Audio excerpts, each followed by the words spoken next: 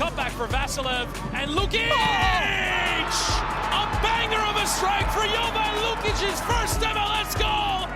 It's fallen out to Westfield! Oh, wow! He's nearly taken the roof of the net off! Philadelphia pounce again! Who gets his goal in his Union debut?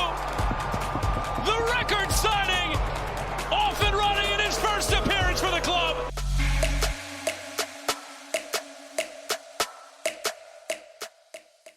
Hello and welcome to the Free Kick Podcast. My name is Todd, and as we had teased on social media, just because the Philadelphia Union don't have a game until another 2 weeks does not mean that there is no podcast, there is no news to talk about. There is plenty to talk about, just like it was, right, Jose, for us in the offseason, just when fans thought that, oh, well, the Union don't make the playoffs, there's nothing to talk about, there will be no podcast. Of course, there is news to talk about, plenty to talk about with Jakob Glesnes and Kai Wagner being named to the MLS Best 11, Bradley Carnell named Coach of the Year, Philadelphia Union finalizing a deal, getting ahead of business for a brand new striker. We'll talk about that here in a bit, and if time permits, quickly dive into New York City versus Philadelphia Union. As we know, that is who the Union will face in about 2 weeks, either on November 22nd or 23rd. Hopefully we'll find out at the end of the night or tomorrow, I would imagine. But Jose Nunez, how are you doing? I'm doing okay. Valerie, hello from down under. I hope you can no longer hear an echo. I realized that my microphone was immediately right next to the speaker of the iMac. So I'm guessing it was picking up Todd speaking into my microphone and giving you feedback. So I hope it's fixed now. But hey, listen, Todd, you're absolutely right. This train never slows down, right? I think what really helped out your show or the show is, especially this offseason, is just being consistent with it, right? In terms of just being there, talking about what's going on, whether the Union were playing or not. Obviously, it goes without saying, last offseason was a tumultuous one, right? In terms of a long-term head coach leaving, then some bits and pieces of coaching staff also moving around, et cetera, players coming in, players going, staff coming in as well, beyond Bradley Carnell. So just like that, man, it's this train never slows down with the Union. There's something to talk about, and if anything,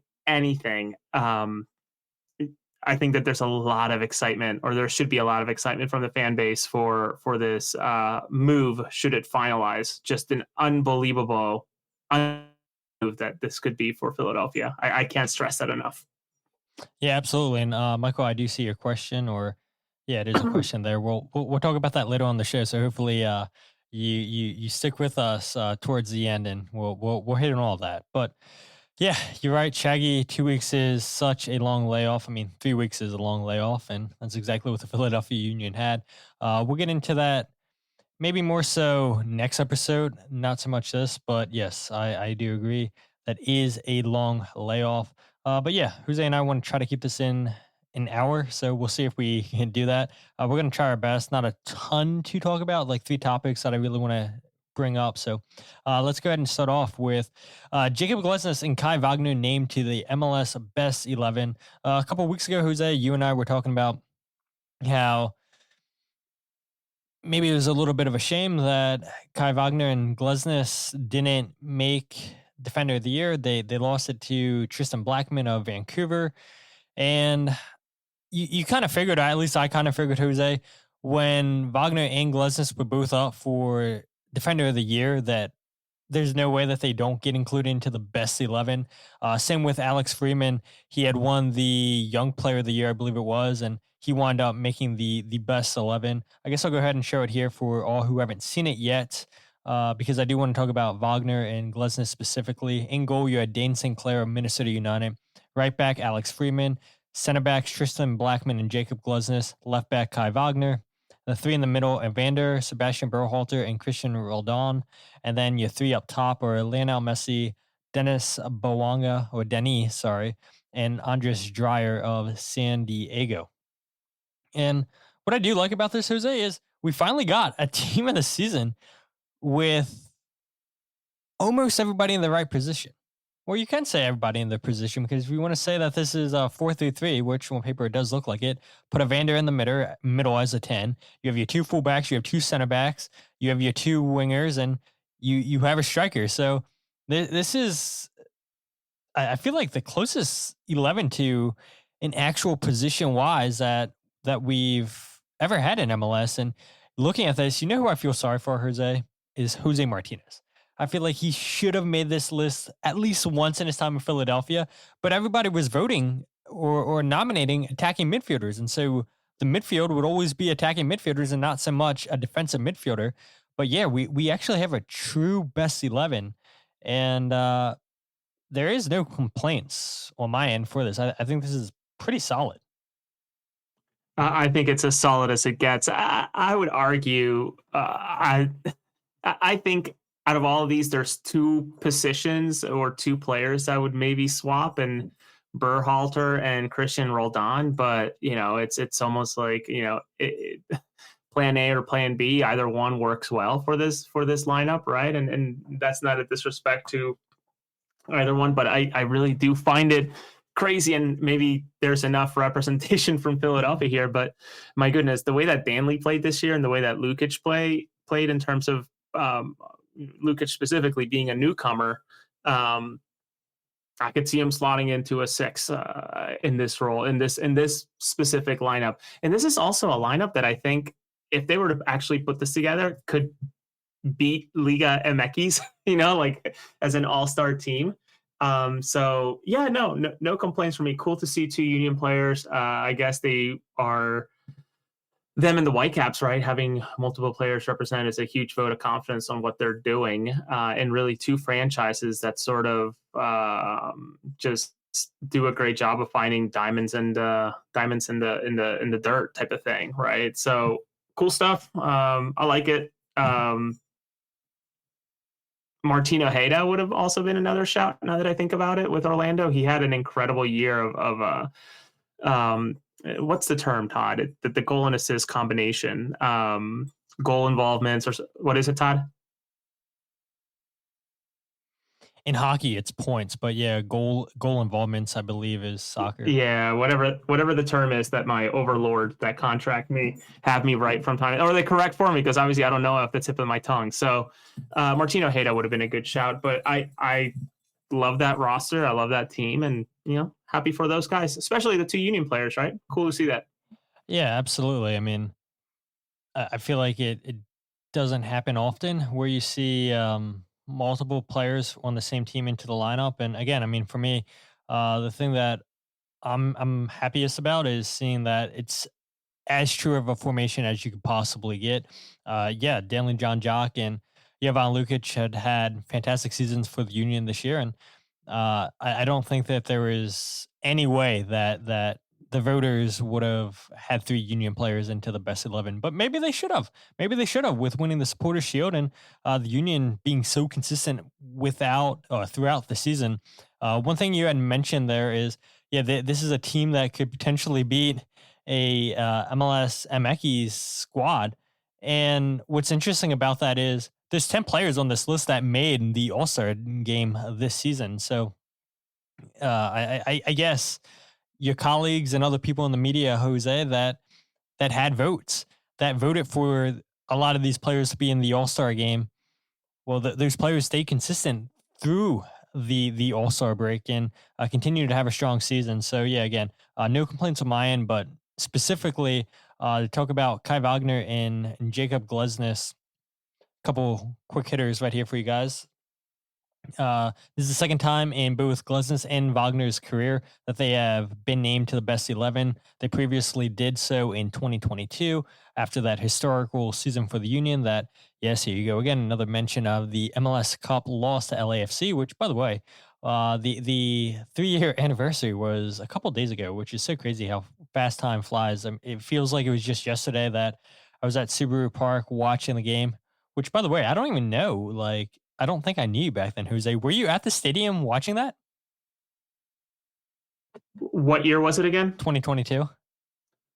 I was in the stands with family. So you were at the. I was I was at the stadium. I don't think you and I knew of each other. Yeah, we didn't know each other, but the Union had a watch party for the final that year, and Oh yeah. No, I'm sorry. Yeah. the game was at Bank of America Stadium, or BMO, which it is now, and then the Union like opened Subaru Park up to a whole bunch of fans to watch the stadium at the game. I mean, watch the game at the stadium, or there was a whole bunch of watch parties at different bars and whatnot throughout the area.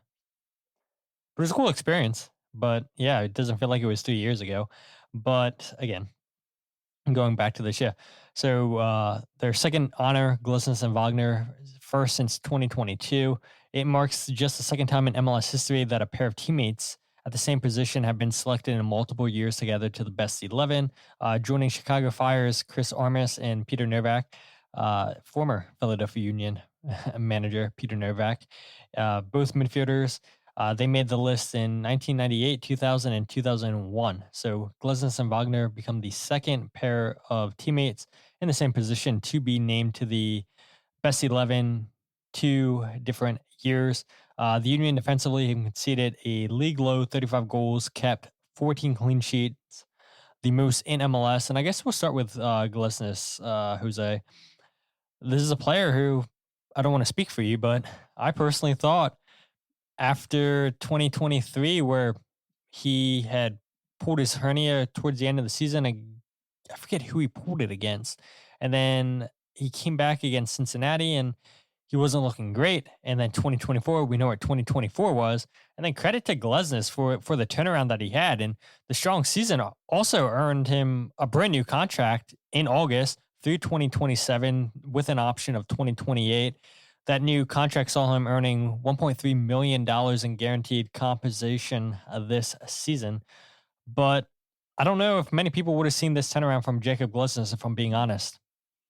I certainly did not. I was shocked to see the numbers that he put up. And gosh, if I remember correctly, Todd, when he finally got his surgery, and I hate to blame the injury on anybody, but I almost feel like it was, I'm sure partly him and partly sort of Jim Curtin's staff in a way, right? Of running him to the ground, because he was going for some of those unbelievable stats of just however many.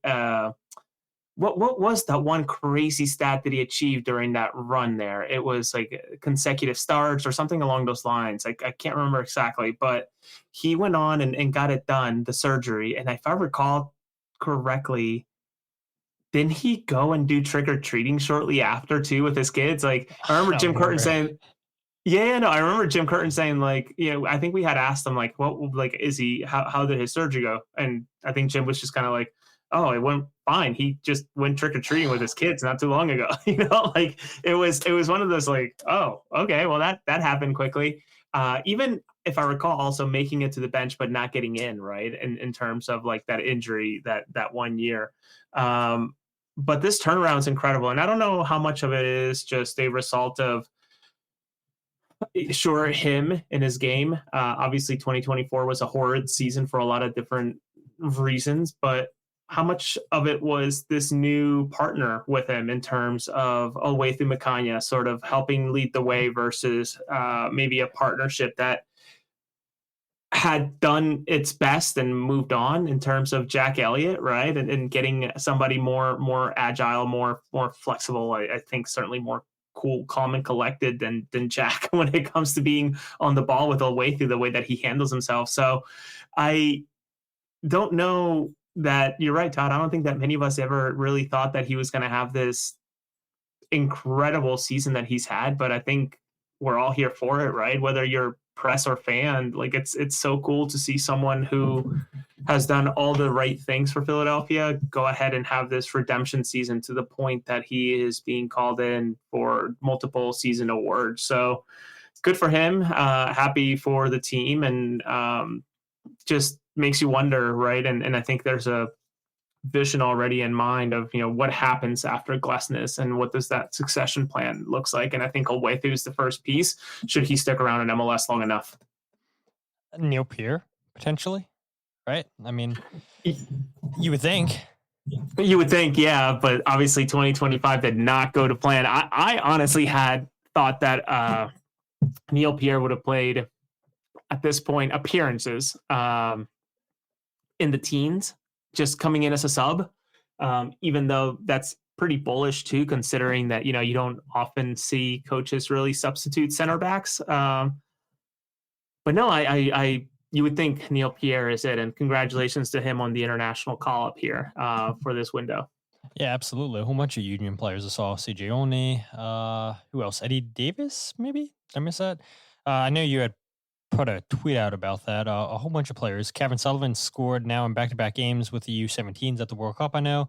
Yeah, I mean, it's great times for the former academy players, Union 2, Union first team players that are going away to camps and going away for the national team at the youth level. But yeah, Jakob Glesnes, I think you bring up a good point, because neither was Jakob or Jack Elliott the most speediest of center backs, and both center backs, I would say, were pretty aggressive. They would both step, and if they're both stepping at the same time, there's obviously a communication issue, and that's why I thought the Jakob Glesnes and Damian Lowe partnership maybe worked a little bit better, just because I can remember Jim Curtin talking about the speed of Damian. Specifically, it was a game against Atlanta United, and Jack Elliott and Jakob Glesnes had just played really well together. I believe it was against Minnesota United.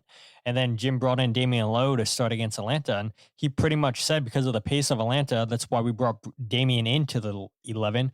And that's something you didn't really get with either Jakob or Jack. And now you get the pace of Allawatu-Makanya, but you also get a full season of Danley John Jock, who, look, you and I talk about him all the time, that the pace, his recovery speed to get back.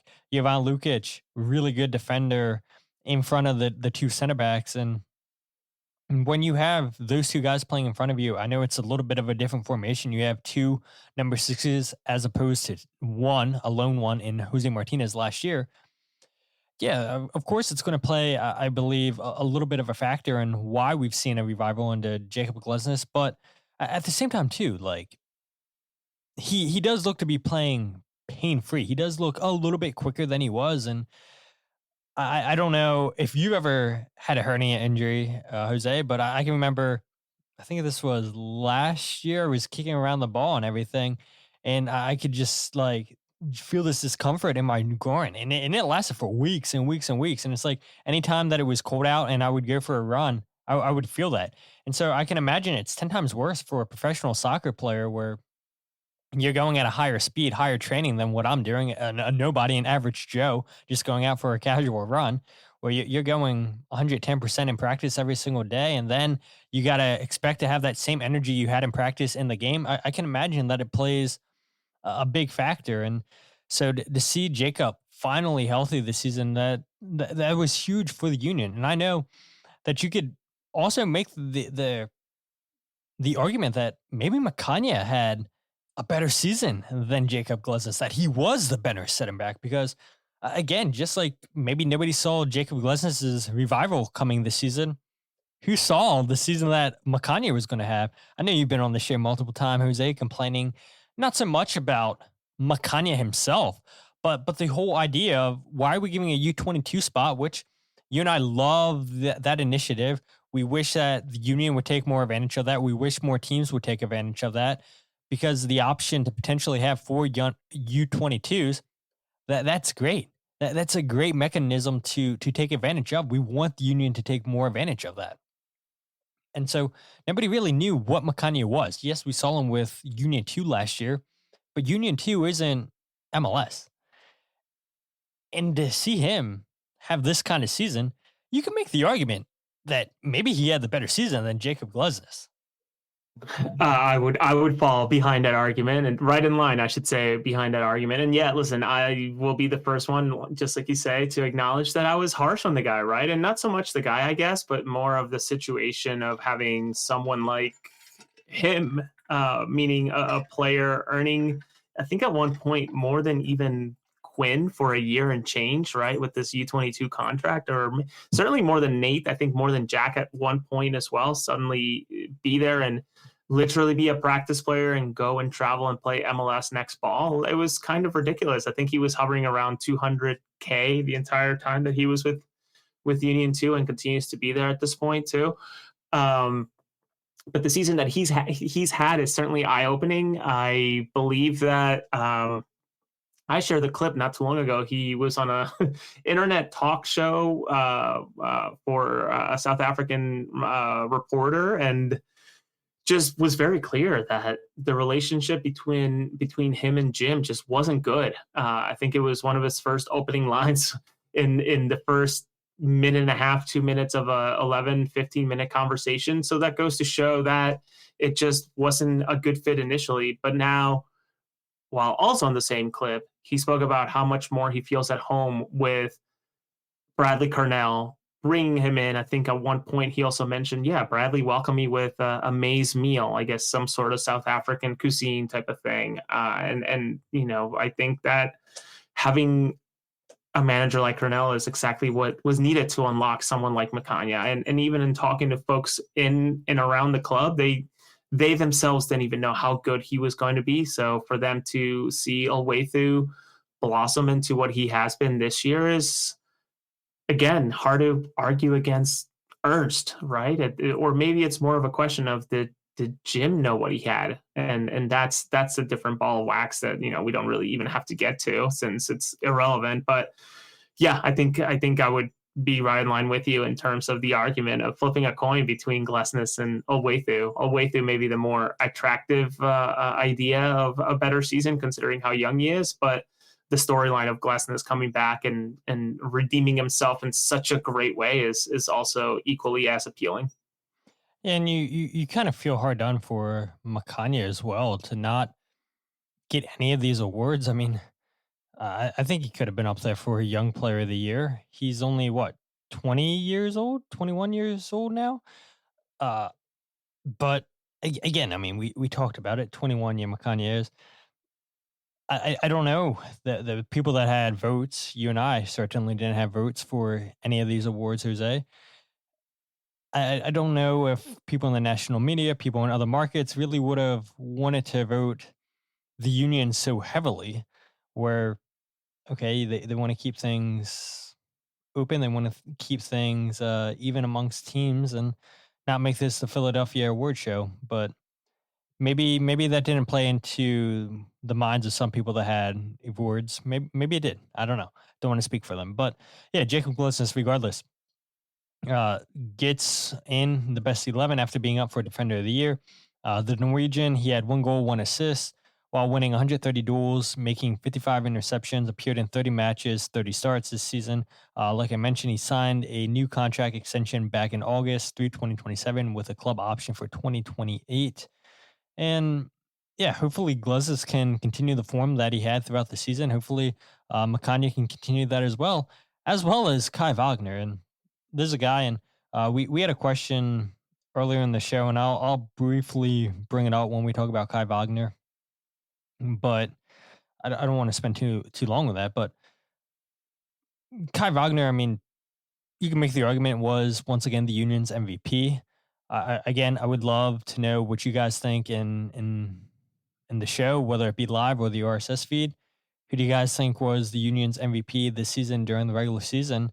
Because I think if you had a full season of Milan Alowski, I think he could have made a run for MVP. I mean, nobody would have seen this injury to Quinn Sullivan coming, but I think when you go out and get Alowski, it's to help you push for that playoff push. And yeah, you had Berube scoring goals. You had Damiani starting to get into form. You had Mika Ur, who has experience in MLS. And you have the opportunity to go out and get an Alowski. He was on fire with San Diego before they decided to release him from his loan.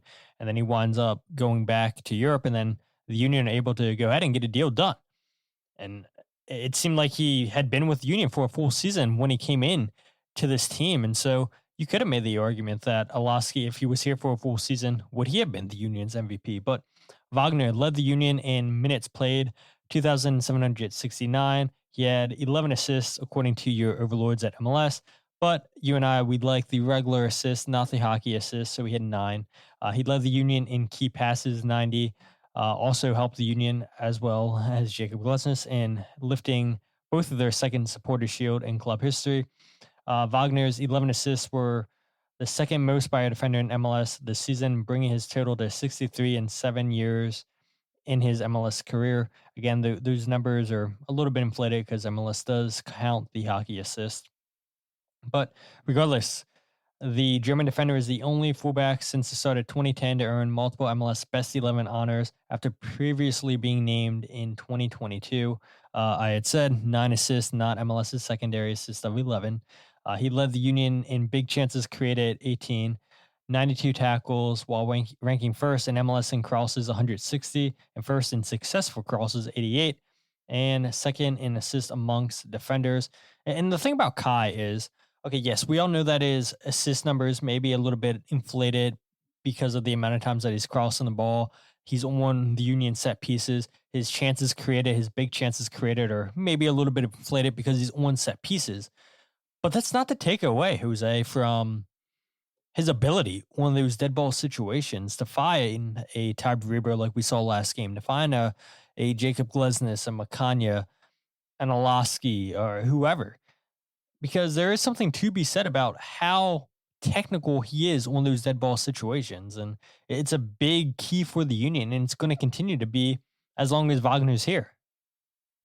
And that's just it. I think what people often neglect to see in Kai's game is that for his lapses in defensive responsibility, which he's sound defensively, at least in my opinion, of course, he more than makes up for the occasional falling asleep. Or I think, Todd, you and I have dissected enough film at this point, you specifically, where, you see Kai being late to tracing back to a player and suddenly there's an open man at the back post and it's a tap in type of thing, especially in 2024. I think we can all agree we saw plenty of that. But I think what he brings on the other side of the ball in terms of getting himself forward, getting himself in situations, areas where he can pass the ball, cross the ball, slash the ball across hard and low across the box or on top of the 18, is just makes up for what he may not be doing defensively that most teams would die for. I think that the connection between Kai and Ty is just so good too, especially early on in the season when Ty was just on a heater of a run with those initial, whatever it was, like 3 games, he had 6 goals or whatever the actual number was. It was just unbelievably impressive. So a lot of that, sure, was Ty being at the right spot, right time, but you also can't deny that Kai being there and putting his foot on the ball was part of the equation. So I think a deserved award as well. I can't think of any other left back in the league that provides as much as Kai. I guess you could technically say Jordi Alba, but like even then, not nearly as much. He's just a guy that sprints up and from time to time puts a good ball in. But much like the comment that Jazz Fusion 8111 mentions, once Kai is off the field, whether it's injury or substitution, which hardly happens unless it's injury, that left side is just completely muted. So bringing back another comment, as Val mentioned, Kai is going to be a massive part of this playoff run here with 3 matches to go, and he needs to stay cool, not get any red cards, keep the card accumulation down as he progresses through the postseason, and see how far they can take this. But to have 2 MLS Best 11s in one team is incredible, but almost expected in a way too, Todd, come to think of it, considering that they're the Supporter Shield winners, which makes it all the crazier, right? Considering how maybe we're in it too much, meaning the bubble, but I feel like Philadelphia wasn't talked about a whole lot throughout the season, despite being leaders and leaders and leaders of the Supporter Shield. But again, maybe that's a different conversation altogether for media literacy behind the Supporter Shield leaders.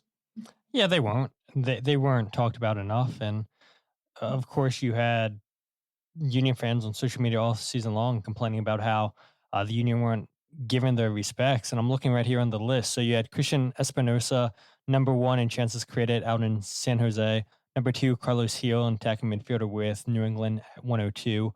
Marcel Hartel with St. Louis, 99. You had Martin Ojeda at 98. And then Kai Wagner, number 5 with 93 chances created. So, I mean, look, Kai's up there with some of the best chance creators in MLS. Hani Mukhtar was right behind him, and Jack McGlynn was at number 7 on this list with 84. And yeah, I mean, we saw last year the two players that were creating the most chances for the Union were both Wagner and McGlynn. Not taking anything from Jack McGlynn, when the Union seemed to be going more possession based because Jim Curtin didn't believe that they really had the players to play the style, the all out press that Ernst Tanner had wanted, or more of a press than Jim Curtin was playing. They go to more of a possession style, and you saw Jack McGlynn thrive in that system. It's why you saw Jack McGlynn thrive in the system out in Houston this year, where Ben Olsen likes to have more of the ball. And so I'm not surprised to see Jack McGlynn out there. But I do think that, yeah, it's unfortunate that Quinn Sullivan's done for the year, because he was up there with Kai Wagner, not as much as Kai with creating chances, but at least you had on the right side a player that can create chances over there. Milan Olaski is a player who I believe can create chances, whether it be 1v1 off the dribble, or I think he does have the vision to find his teammates. Certainly, we see the connection between him and Mikel Ua multiple times when they've been on the field together, where Milan just knows the type of runs that Mikel wants to make. And Milan and Mikel have both talked about that multiple times this season, about the understanding between the two of them. But I do want to go to this question real quick from Jazz before the show even started. He sent this in at 12:03. He said, "What if anything is to be made of Miami already negotiating with Wagner's people? Catch your answer when I get back tomorrow."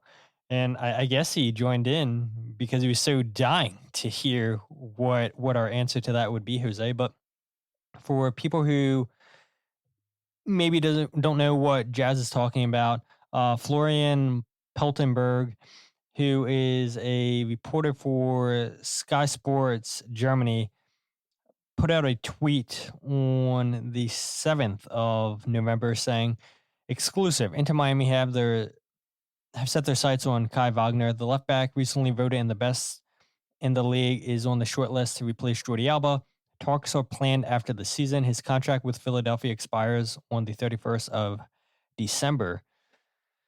Which, okay, why would they have talks with Kai Wagner and his people when his contract's through 2026 and he has an option for the 2027 season? Yeah, I think after the season, Wagner's probably going to want a contract, and maybe this is Wagner's agent drumming up interest to get the talks to go someplace with the Union. But we've seen this, I feel like, the last 5-6 years with Kai Wagner, Jose. Every year you see him, oh, is he going to go to Serie A? Is he going to go to the Premier League? Is he going to go to the Championship? All these clubs have been linked with Kai Wagner. And Jim Curtin, I believe, was asked a lot about it in 2024 or 2023. And Jim basically said, yeah, it's the world of football. Of course there's interest in our players, but until there's an official offer, then that's all it is interest. And from what Jim would say, and he was pretty transparent, he said no official offers ever came for Kai Wagner. It was just interest. And so we all know what happened in 2023, I believe it was, with Bobby Wood and Kai Wagner. And it looked like Kai Wagner was going to wind up leaving the club, but because of the incident between him and Bobby Wood, Wagner winds up signing a new contract with the Union. He stays here, and he could have left and tested that free agent market. But because of an incident with Bobby Wood, the whole racial thing and everything, and yes, Kai Wagner came out with a lengthy apology. But don't forget, Kai Wagner back in 2023 was packing up, saying his goodbye to his neighbors. And then you had the whole pay Kai. Like, it looked like Kai was going to be gone, Jose. Maybe it wouldn't have been MLS. Maybe it was going to be in Europe. Let's not forget this. And then he winds up staying with Union, signing a new contract. And again, this is what happens, like I said, the last 5-6 years. So I don't buy anything into this. And don't forget too, what's his name? Fabrizio Romano had put out a tweet a couple weeks ago that Inter Miami was in talks with Sergio Reguilon, the former Tottenham and Manchester United left back. And he said that talks were progressing, that Sergio only wants Inter Miami. And so why would they go out and get two left backs? Makes no sense to me. And no shade on Florian, but I've seen enough of his stuff over the years where it's just bullshit that he's putting out there. It's just nonsense. And so you pay attention to the media game long enough, you know who's full of it and who isn't. And no offense to Florian, but I've seen it enough. And a lot of his transfer rumors or his moves that he says are going to happen don't always happen. And so you got to learn your sources. You got to know what to believe. You got to know what is true, what isn't true. And a little bit more on that later. But yeah, this is one of them I wouldn't pay too much attention to. Anything you want to add, Jose, before we go to the next topic? Not much other than, I publicly and not behind a direct message asked, I can't remember his name off the top of my head. Asher. He is the Ernst Tanner over or pretty high up over at the Houston Dynamo. He's a very actually interesting follow if you're on social media. He does a great job of sort of, explaining to the public the moves that they make, why the roster construction, the reasoning for decisions on the end of year roster, etc. He's a fascinating follow, especially when he starts dropping some knowledge for the reasoning around it all.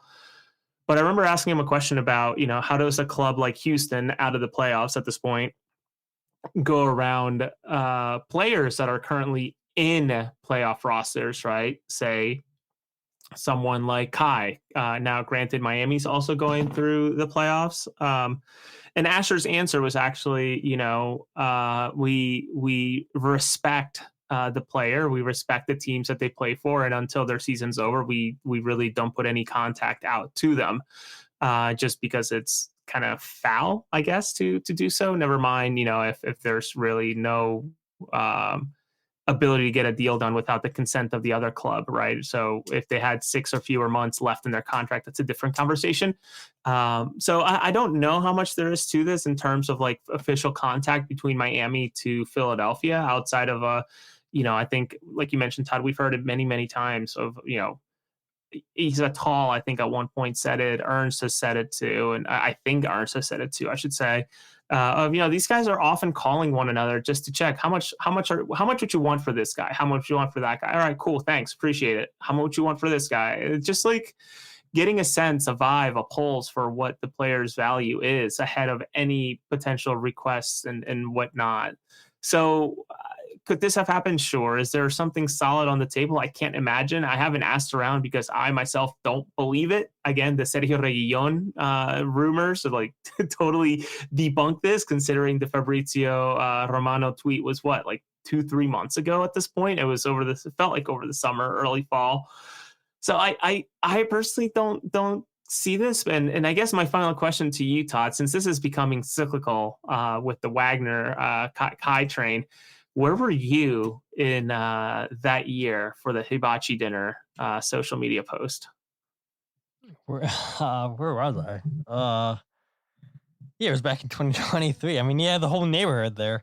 I mean, it was comical, dude. I think the hibachi guy even had like the little pee-pee toy, like doing the water squirting into people's mouths. It was incredible. Where was I at? I feel like that was back in August, maybe September. Maybe I was on vacation someplace. I don't know. Maybe I was out fishing something. Yeah, I don't know where I was exactly, but it's every year. So yeah, I wouldn't buy into that too much, people. Especially too, like what a time for a rumor to start playoffs. Like is into Miami starting this. Are they trying to get in Kai's head? Are they trying to twist it? Are they that sure that they're going to make it into the semifinal or the Eastern Conference Finals, and are they that confident that the Union are going to be there, and so they want to go ahead and do whatever they can to distract one of the Union's best players? Maybe. But let's go ahead and switch topics to the guy who was a big part of the success, and maybe the main part of the success this season is first-year head coach for the Philadelphia Union, Bradley Carnell, named the Coach of the Year. And what a season for Bradley Carnell. And look, I can recall being on this podcast, whether you weren't here or not, Jose, I can't remember. But I remember saying to the listeners that the best thing that Bradley Carnell can do to replace Jim Curtin is to win. Win. because nobody's going to talk about Jim Curtin as much as they potentially could have if Bradley Carnell's not winning. So all Bradley needs to go out is win. And that's all he did. That is all he did. And you and I have talked about how it's pretty rare to still have some of the same staff left over from the previous regime with Jim Curtin. You have Jay Cooney, an analyst with the club, still here. You have your Phil Weddings, your Frank Like still here with the club. You still have Ross Kane here, who spends time with the first team, the second team. There's so many other staff members that I keep name. Yeah, Ryan Richter's still here in the organization with Union too. Oh my gosh, one of the athletic trainers. Why am I? Of course, you still have Paulie here. You still have. There's another guy who I always see him all the time on the sideline. Why am I blanking on his name? I mean, there's just so many people still in this organization that are still left over from Jim Curtin, and so to see Bradley Carnell to get every single one of those people to buy in to what he wanted to coach, how he wanted to play, saying, hey, give me a chance. I know change is hard. He's talked about that many times, Jose, saying change is hard. He said it to the players. He said it to the staff. But I'm just asking you to give me a chance. And all you got to do is win. And people are going to start believing into you, buying into you. And I haven't heard a single player complain about Bradley Carnell this season. It's all been high praise, talking about how he's good for them mentally, how he's a good player coach, just like the players said Jim Curtin was. Technically, maybe he seems a little bit more advanced than what Curtin was. Maybe that's another topic for another day. But yeah, Bradley Carnell, first season with the Philadelphia Union, wins the Supporters Shield, gets named manager, coach of the year. This is a team last year, don't forget, Jose, that finished 23rd overall in the league standings. And they win the Supporters Shield this year with a league high 66 points, one less than they set in 2020. Sorry, no, they tied the most, right? Or were they one away from tying the most? 67? Yeah, I think they were one away from tying 67, which was set in 2022. So yeah, if they could have got a result down in Charlotte, then they would have had the most points in club history. But still, regardless, your first season in charge in the club, you had the largest points game from 2024 to this season of plus 29, 20 wins, most in club history, went undefeated in 16 out of 17 home games this season in all competition. I didn't have the stat, people. Don't blame me. The Union are the ones who put this out, but they're currently riding a 16-game unbeaten streak through the regular season and the playoffs. Pretty impressive. Started 25 different players throughout the season across 29 unique starting lineups. And he did exactly what he said he was going to do, Jose. Give young players a chance. Believing in young players. Not afraid to mix things up. Give every players a chance to believe that they belong in this first team, that they have a chance of being in the starting 11, a chance in the matchday squad. And that's what Bradley Carnell had brought.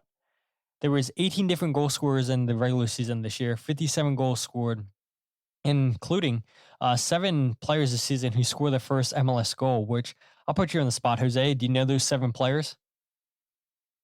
People on the live chat, go ahead and help Jose out if he doesn't get all 7. All right, hold on. Repeat that question. I was jotting a note down that I wanted to bring down. There's been 18 different goal scorers this year in MLS for the Union, including 7 players who have scored their first MLS goal this year. Okay. Jan Glavinovic, Yep. Owethu Makanya, Eddie, Marcus Anderson. Yep. Did Eddie Davis score this year? No, he had a miss. Then he didn't score. He didn't score. Okay, forget him. Lukic. Yep. Danley. Yep. I must be at 4 or 5 at this point. I'm blocking. You need 2 more. You need 2 more. All right. 2 more players that scored this year that haven't scored before for the Union.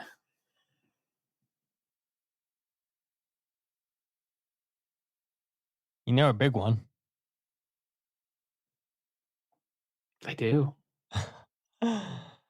Wait, did Vasilev score in MLS before this year? Yeah, with St. Louis. Okay. I'm glad you're not looking at the comments. They're helping you. All right, I'm gonna peek. Oh yeah, Frankie Westfield. Holy shit! How did I miss that one? Yeah. Wow. Yeah. No, and Milan would have scored at this point. He has With scored San Diego, yep. already. There's Yeah, one with San more. Diego. You're missing one more. Oh yeah, Brunito. Yeah, there you go. Damiani. There you go. Well, actually, I'm pretty proud that I got 5 out of the 7. Yep. Granted, one misstep with Eddie thinking that he had scored, but I guess I was confusing him and not confusing, but for some reason I sort of mixed like Eddie and Sal, because Sal had that really clear breakaway that he missed, and I Yeah, thought it could have been Eddie 8. It really could have been 8. Yeah. So no, that's fantastic. Thank you. That was a fun little challenge. Thank you. I'm kind of proud of myself. It took me a while to come up with that, and I did get all 7, but I almost looked at the list before we went live. I was like, who am I missing? And yeah, I'm gonna get killed by the comment section too, but yeah, it was Frankie Westfield, the player that I forgot as well. And as Jillian says, how can you forget that Golasso against Columbus Crew? I mean, look, it's in the intro. Like, the answer is right there. Yes. How could I forget that? Like, come on. It's behind. It's just I always see it. That's the problem. That Oh, it's look, sort of Eddie like, did score with the first team. That's right, against Atlas in a friendly. Thank you, Jillian so and we're Jazz. I guess they're not counting. They're not counting friendlies, right? Yeah, no. So, But yeah, Carnell, Coach of the Year. Thoughts? But first and foremost, I think Ryan Cotter is the name you were looking for earlier. Thank okay, you. just that's what I jotted down. I was like, what is he talking about? Ryan Cotter, Coach of the Year. Listen, I don't know that there's much that I can add beyond what you have already mentioned, Todd. But where maybe I can expand a little bit is, in talking to people in and around the club at various levels. Everybody has bought into what Bradley's doing and has been preaching and living through within the bubble or the walls of the organization, in terms of, everybody has a chance week in and week out. That is a genuine truth with Carnell. And we saw it with how many different lineups he tossed out there. I mean, I always joke around with you, Todd, of back with Jim, we knew his starting 11 all but maybe one player, and it often depended on whether Andre was injured or not, and if Oliver or Rick were coming in. So I think that the backbone of the organization being Carnell, more or less, in terms of this ethos that he lives by and wants to make sure that everybody buys in. Everybody has bought in. I remember one press conference not too long ago where he sort of, I forget exactly what the question was, Todd. So maybe I'm jogging your memory here a little bit, but Carnell has sort of answered a question about practices and players and, how do you keep these guys going or something along those lines. But Bradley more or less answered, we're like, you just got to give them hope, right? That they're going to get an opportunity, that they're going to get some time, whether it's an international break or it's injuries or X, Y, or Z. Every single practice matters and every single minute matters, and making sure that they give it their best within practice. So when they go on the field, they're ready, whether it's 5, 10, 15, 30 minutes, everybody is just set to go. And I think you see it, right? Jesus Bueno goes in and does the dirty work for 20 minutes tops. And then you also see the Eddie Davises of the world or the Salalivases of the world go in and play for 5, 10 minutes and just run their hearts out. So I think also it helps that this is probably a year where there's going to be a lot of turnover in terms of this roster as Bradley continues to sort of manipulate it into what he wants it to be. And who knows, right? I can't imagine that the Union have structured contracts the way that LA Galaxy did, but the Galaxy had big issues after winning an MLS Cup because of bonuses that were due and the different stipulations of contracts. So if that's a problem that the Union have to cross, I think that's a wonderful problem to cross at some point. Not that, you want them to be basement dwellers in the East Coast or the Eastern Conference next year. But certainly I think every Union fan and would probably sacrifice anything to get a star above the crest for a championship.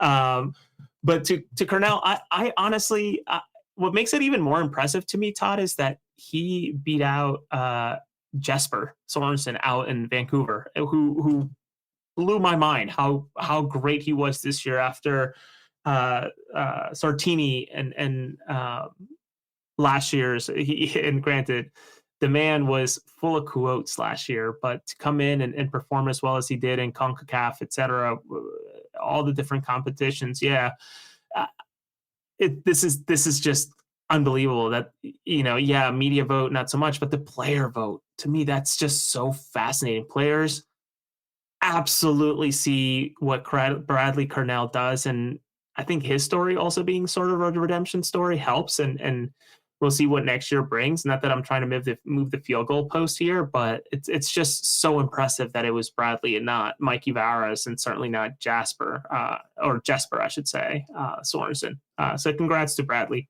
And what a beautiful video that was, that little tribute from his family members, just telling him, and you can tell how much it means to him, and that's just impressive.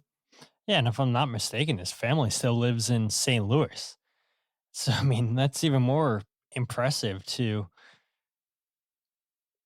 be that dialed in into something and lay your heart out to something where your family, they support you, they're giving you everything when they live hours and hours away, and a different time zone too. I know St. Louis is only an hour behind, but still, to be separated from your family for a whole season, and that's got to be difficult. That's got to be so difficult, and it's a sacrifice that Bradley and his family came to an agreement from, and it had to be the right fit for Bradley Carnell to come back into coaching, and the Philadelphia Union was, and we see the fruits of his labor with how much he's dedicated into to this whole project. And I think he said in the end of the video, Jakob Glesnes also said it too, that look, we're not done yet. Yes, we won the Supporters Shield. Yes, we won a playoff series, but we're not done yet. There's still more to be had.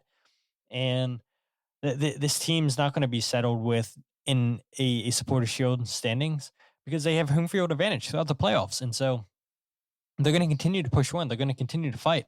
And again, it starts at the top with Bradley Carnell, and credit to him for getting so many people to buy into what he was preaching, what he was building. People who are listening to this on the RSS feed who haven't seen the breakdown. So Bradley Carnell had 33% of the media vote. Sorensen with Vancouver had 35.5% of the media vote. Then Mikey Varas had 21%. Player vote, Bradley Carnell had 32%.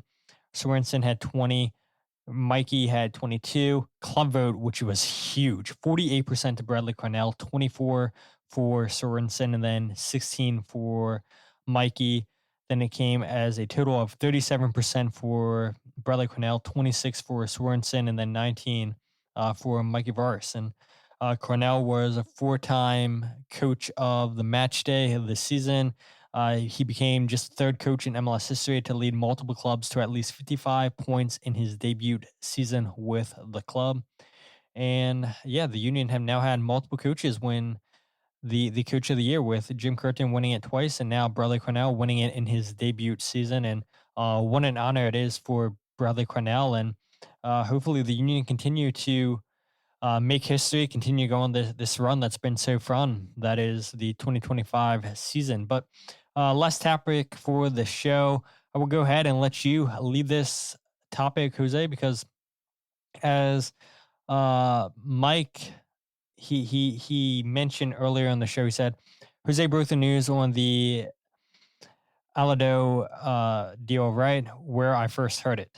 And that is indeed correct. Jose Nunez was the first one to report. I believe it was on Wednesday night, late Wednesday night, reporting that the Union are finalizing a deal to sign Ezekiel Alladoh from, let's see if I can get this right, Brommapojkarna, I believe that's how you say it, Brommapojkarna in Stockholm, in Sweden. 20-year-old Ghanaian forward, 20 years old, like I said, 8 goals in his season with his club. And yeah, Jose, I'll go ahead and let you break this all down, since you were the first, and some people don't want to give you credit, and bullying sometimes works on social media, but that's neither here or there. I'll save you from any comments. I just want to clarify. It's finalizing. The Union have not signed a deal yet. Not that I'm aware of, but finalizing. Yeah, I have to write that down there. You know. Finalizing. Yeah. You said signed. I was like, whoa, hold on. Let's just say finalizing out loud. Have it on the crossbar, little bar. Yeah. The Philadelphia Union are finalizing a deal to sign Ghanaian striker Ezekiel Alladoh. He's 20 and most recently has been playing for, I don't know how you go about pronouncing this club's name, but Brommapojkarna in the Allsvenskan, Sweden's top division. And he has had a fair amount of appearances for the club, I guess, this season and partially last season, a total of 32, in which he has scored 8 goals and provided 1 assist over 2,300 minutes. And I can't stress this enough. And yes, it was Wednesday evening. Oddly enough, Todd, I was actually about to rage quit at my Target because it's a Target where they just went through a massive facelift inside of it. So everything has moved everywhere. And I don't know if you remember, Todd, I had that one winter where I helped out at Target just to make some extra money for the holidays. So I knew that store like the back of my hand. So then to go back in after a renovation and everything just be somewhere else and signage everywhere that's not supposed to be there, I was just so angry. But fast forward, I sort of I got hit up by a source letting me know about this happening and the comfort of being able to mention it as finalizing put a huge smile on my face. This player is the real deal. I cannot stress this enough. Seeing some previous interest, according to my source, from clubs like Leicester, Club Bruges, I believe Wolfsburg as well was one of the names that was tossed out there that were interested in this guy, is incredible. So there's a lot of this person mentioned how, like, if whenever this finalizes, like, this is an incredible coup for any MLS team to get, never mind not overpaying. So it's we'll see how he pans out. Obviously, I think it's hard to challenge the scouting department, Ernst, anybody involved from the top down, scouts internationally, scouts back home, people watching the tape, making the decisions. It's hard to argue with the streak that they're in with Lukic, and I would argue Damiani. I know some would say otherwise. Danley, it's awesome. It's likely to be a great player.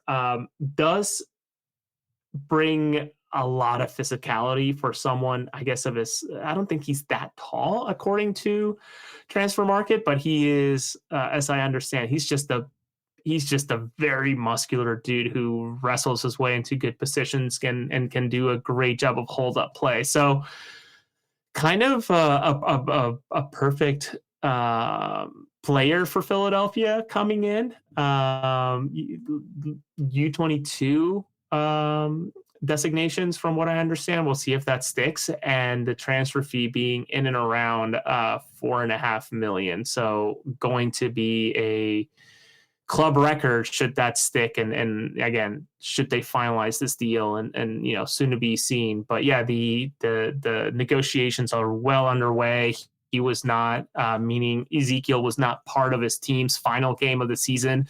They shared a betting ad asking if he would be able to bring the final 3 points of the season to the team, to then 12 hours later not even list them in the 20-some players available for selection. So I'm guessing things are moving pretty quick, pretty fast. We'll see what he does. We'll see when he actually gets here. Obviously can't be part of the roster until January, once the league year flips, but exciting to see Philadelphia get to business early. I think they likely realize that, with the addition of Leagues Cup and CONCACAF Champions Cup, they need to retool this team fairly quickly to not fall into any pits early on. Yeah, I agree. And I was like, do I want to do this or do I not want to do this? And I'll go ahead and take a page out of the Battered Herons podcast. But yeah, people who care about EAFC. I mean, look. Here's his FIFA card. So not that FIFA or EA knows everything, because I mean they don't give MLS their respect. Right. But yeah, look, so he's listed at 6'3". Okay. Yeah, he's listed at 6'3", 170 pounds. I think he was shorter. I have no idea why I thought he was shorter. 6'3" is 63 overall. What is this, a bronze special card or something? I don't know. I don't play FIFA anymore. I'm sure there's people that listen to this podcast, maybe people watching live that know what this card is. 81 sprint speed, 76 acceleration. I mean, if people base the signing off of his FIFA stats, they're going to be like, oh, this is trash. Why are we signing a bronze player? But come on, dude. It's FIFA. I refuse to call it EAFC. It's FIFA. It's FIFA, people. Jumping 84. I have one final point of I think this is wonderful, Todd, but I have one last point of seriousness before we start looking at video game cards on the podcast. It's interesting because I was piecing this together, and then when I finally started reaching out to some other people, they're like, how did you figure this out? Not that it's rocket science, but the web's there. One of Bradley Carnell's former assistants, his name is Rainer Frank. He was with him and Mitch Hildebrand in St. Louis. I believe that after Bradley was let go and the band, I guess, disbanded from St. Louis, Rainer Frank ended up at Accra Lions in Ghana. Thank you. Where Ezequiel was there for maybe the final 3 or 4 matches when Rainer Kraft, finally took over. Did not play because at that point they were already getting into negotiations and moving on, etc. Alladoh, like I mentioned, was part of this same squad with Kraft in there. So could Kraft have vouched for the player? Could Kraft have reached out to the union, or I'm guessing that Bradley and him have some sort of connection, right? Like to be an assistant to a coach, you sort of that you have to be pretty lockstep with one another in terms of communication. So I wonder if there's a connection here in terms of Kraft vouching for the player, saying, hey, this is somebody that you want and I can put a word in, that type of thing.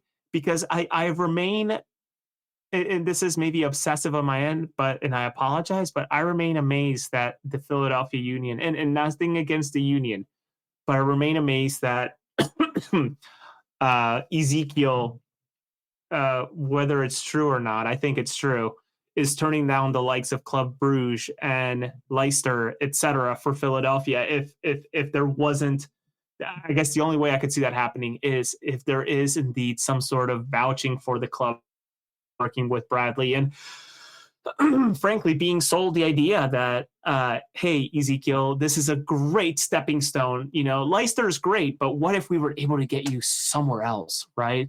The Philadelphia Union just had someone go to Corinthians. They just had someone go to Feyenoord, who ultimately finds himself in Leicester, or Leicester. Thank you. My pronunciation's not great. Thank you, Val.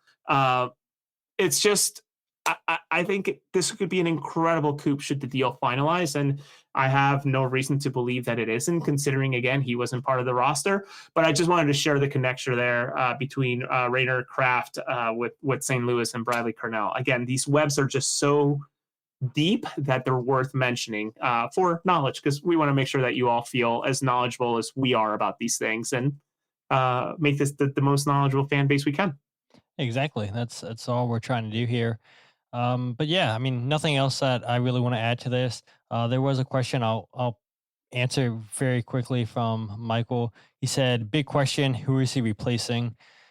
And again, I mean, we can get into this in the off season. Mikel Uhre, we all know his contract's up after the end of the season. Ty Baribo has an option for 2026. We all remember the rumors back in the summertime that New York City and New York Red Bulls were interested in Ty Baribo. Does Ty Baribo get moved in this offseason? Again, that's something that maybe Jose and I can discuss maybe at more of length in the offseason. But the Union's forward depth going forward, you have Bruno Damiani, 23. He signed through 2028, an option for 2029. Milan Elaski, hybrid player, he's 26, signed through 2027, an option for 2028. Marcus Anderson, 21, signed through 2026, options through 2028. Chris Donovan, 25, he signed through 2025, and he has options through 2027.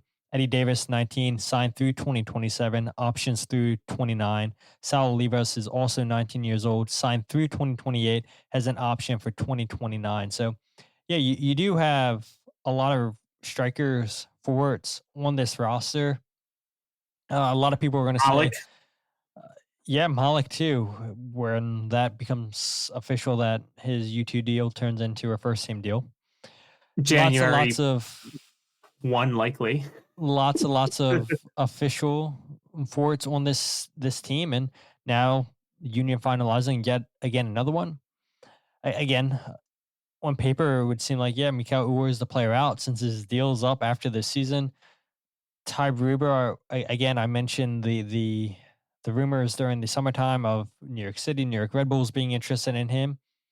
Did the Union go and try to move him with his contract up after the season with an option for 2026? You got to imagine with 17 goals this season, he's looking for a new pay bump, and it all depends if the Union feel comfortable meeting him and his agent, whatever that number is at. So, yeah, that is something that Jose and I can go ahead and discuss a little bit later on. But I guess the last thing, Jose, because this guy was a Union legend, and it was announced that he was not returning back to Real Salt Lake, and I would imagine a big part of that is because he announced his retirement. That is former Philadelphia Union goalkeeper Zach McMath. Then I'll go ahead and pull up your tweet here real quick, Jose, since you did the honors of all the stats and whatnot for Zach McMath.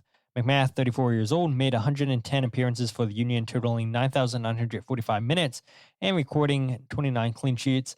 Across his career, he made 270 appearances, registered 73 clean sheets, and logged over 24,000 minutes played. Another trivia question here for you, Jose. You know what college you went to? He's a Maryland guy. I know that. Yes, sir. He's a Terp. He's a Terp, baby. Won the national title back in 2008 with the Terps, where they went 19-1-0 that season. Terps also undefeated this season. Well, we'll see. Do they have the squad to go ahead and get yet again another national title? But yeah, University of Maryland, so good at producing goalkeepers. Zach McMath, Zach Steffen, Dane St. Clair, who we talked about at the beginning of the show.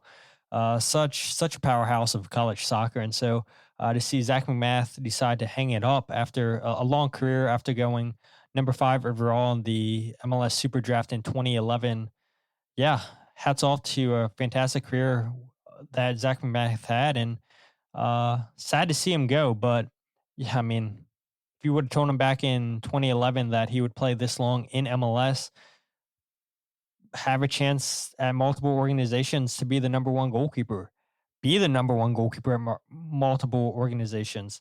Fantastic career that McMath had. I don't know. Yeah. No, I mean, nothing else to that. To me, he is.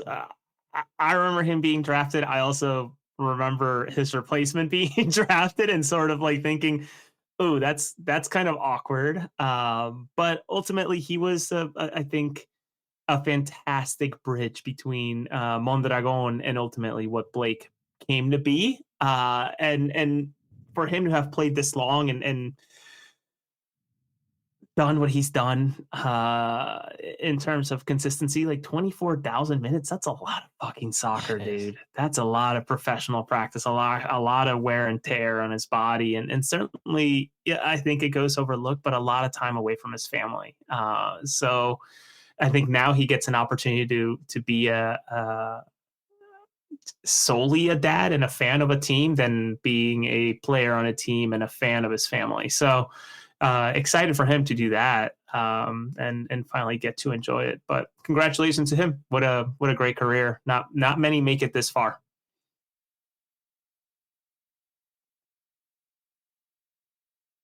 Jose, it's been a fantastic show. Been a little bit over an hour, of course, but we'll wrap this up within 2 minutes. Where can people find you on social media? Anything else you have to plug? No, nothing to plug. Just I guess all I'll say is the as we approach the off season and we think about the news cycle here with Philadelphia, I think it's fair to say that whether it's just you, whether it's just me, whether it's us together, whether it's us and our friends and in our circles here of Union coverage, we'll have content for you. And I can imagine that there's more that Philadelphia is doing in the coming weeks, months, etc. So stay tuned. You can find me on social media at Jose R. Nunes91. MLS hasn't given me an assignment yet for the game that happens in 12, 13 days. So we'll see what goes from there, but definitely we'll have an assignment for Philly Voice for whatever that match. So we'll see what it shapes up, and we can talk about NYCFC another night. But congratulations to them to getting through. And I'm not one to say prayers often, whether you like that or don't like that, I don't know. But man, my heart goes out to Andres Perea. What a terrible injury he suffered against Charlotte. That was awful. I hope he heals quickly. And I can't imagine he plays a lick of soccer for a good bit here. So healthy recovery to him. Yeah, absolutely, man. I'm getting crushed in the comment section because I didn't do blunder of the week. I do have a blunder of the week, but I was like, we're running out of time, so I'll go ahead and share it real quick, people. This was Michigan State versus USC and the Big Ten tournament. I don't know if you guys saw this. This was a semifinal. You had Michigan trying to play it. UCLA trying to play out of the back, and their goalkeeper. Hopefully, this is playing for you guys. I mean, so bad, trying to play out of the back. The goalie kicks it straight to the attacker. They lose the game on that play. Michigan State going to the final in the Big Ten tournament. I mean, what a way to lose. I mean, you are in overtime at this point. Don't even look at the attacker. You kick it straight at the attacker, and Michigan State go on to win 2-1. So yeah, that's what blunder of the week was going to be. But I was like, I don't want to spend too much time talking about this. We're going to run out of time. But yeah, I did have that saved. So now you guys can get off my back. I did have blunder of the week saved. But if you guys aren't following the podcast on Twitter, Instagram, or Facebook, follow at Free Kick Pod, whoever you get your podcast, the Free Kick. Check out the YouTube channel, youtube.com/freekickpod.